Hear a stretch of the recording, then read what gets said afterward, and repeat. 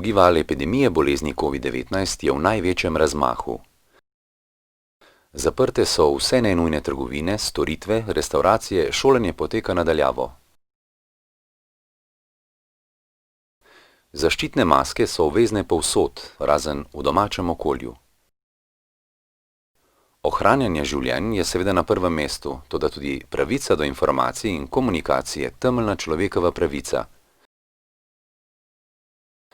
Zato je vlada 3. septembra izdala posebni odlok, objavljen v uradnem listu številka 117/2020, z izjemo nošnje zaščitnih mask pri komunikaciji za gluhe in naglušne ter tolmače znakovnega jezika.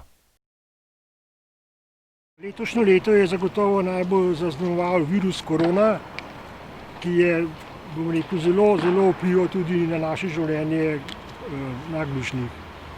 Namreč ravno te maske, ki so postale obvezne, so nam vzele še zadnjo možnost komunikacije, to je odčitavanje z ust sogovornika, in zato smo toliko bolj odvisni od informacij, na televiziji, tam je pa spet pomanjkanje podnapisov.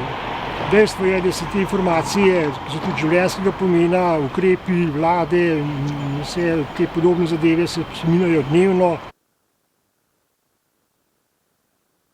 Čeprav je Evropska direktiva o audiovizualnih medijskih storitvah stara že celo desetletje, je Evropska komisija 23. novembra sprožila postopek proti 23 članicam, vključno Slovenijo, ker niso prenesle določil prenovljene direktive v nacionalno zakonodajo.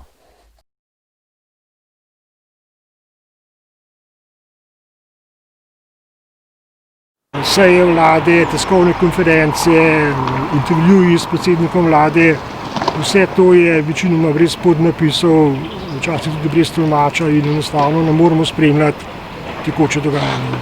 Zato bi res apeliral na vlado ali pa na RTV, da se poskuša to čim prej legalizirati. Osebe z okvaro sluha so v različnih situacijah, kjer pride do komunikacije, postavljene v neprijeten položaj.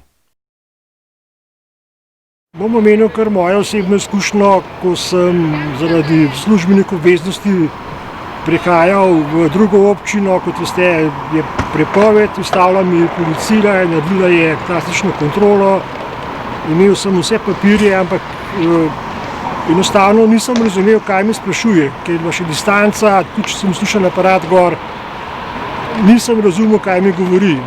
Bil sem malo v šoku, čeprav vem, kako postopek teče. Dal sem vso dokumentacijo, tudi člansko izkaznico od društva, tako da so videli, da imam težave s komunikacijo in je postopek pač potem stekel normalno. Je pa to neko tak šokantnih situacij je povsod, kamorkoli človek gre, na občino, lekarno, na tržnico. Včasih, če sem srečal prijatelja, sem se ga razveselil, ker sem še zmeraj lahko z njim pogovarjal, recimo sem bral z ustnic. Danes, ko so te maske obvezne, bom rekel, da si kar rajši umaknem, ker se enostavno ne morem pogovarjati z nikom.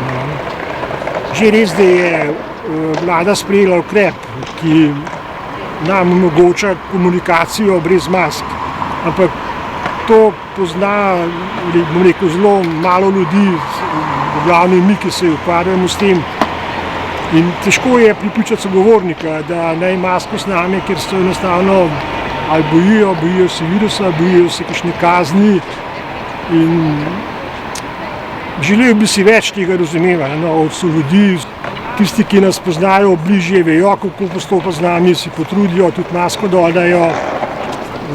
Lahko rečem en pozitiven primer, ko sem bil z eno gluhoslepo osebo pri zdravniku, sem jo spremljal in je zdravnik sam videl, s čim ima probleme in je sam rekel, dajmo se z maske dosti, pa se bomo že pogovorili. In smo se pogovorili, pač normalno.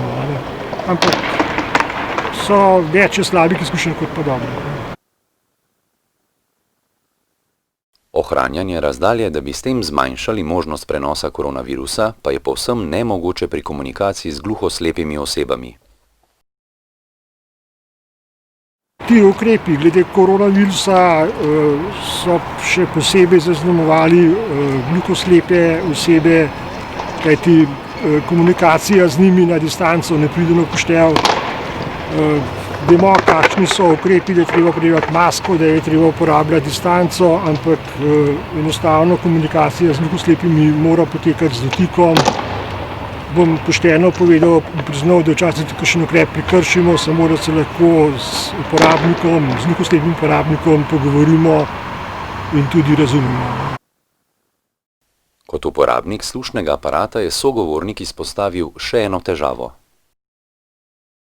Kot vidite, jaz uporabljam rutko ravno zaradi tega, ker se mi že ob klasični maski, ko se zatakne za ušesa, mi je že padel slušalni aparat na tla. V društvu ugotavljamo, pa tudi v naših podružnicah, da je izgubljenih aparatov kar naenkrat veliko ali pa poškodovanih, polomljenih, in to je ravno posledica uporabe mask, ko se zatakne zaslušni aparat.